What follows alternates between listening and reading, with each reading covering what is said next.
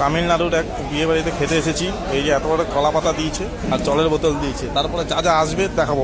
গুজিয়ার মতো দেখতে কি একটা দিয়েছে, ঝিঙা টাইপের কি একটা দিয়েছে। চাটনির সঙ্গে একটা সাদা রঙের চাটনি, একটা লাল রঙের চাটনি দিয়েছে, একটা অরেঞ্জ কালারের চাটনি, আরেকটা অরেঞ্জ কালারের চাটনি দিল, আরেকটা অরেঞ্জ কালারের চাটনি দিল, একটা সবুজ রঙের চাটনি দিয়েছে, এক চামচা ভাত দিয়েছে, পেঁয়াজ দিয়েছে, সবজির মতো দিয়েছে, কিসের সবজি আমি জানি না, যে শুকনো লঙ্কা দিয়েছে। এবার চাউমিন দিয়েছে, চাউমিনের উপর সাদা রঙের কি একটা তরকারি দিয়েছে, আমি নাম জানি না। একটা গজার মতো দেখতে একটা ভাজা দিয়েছে।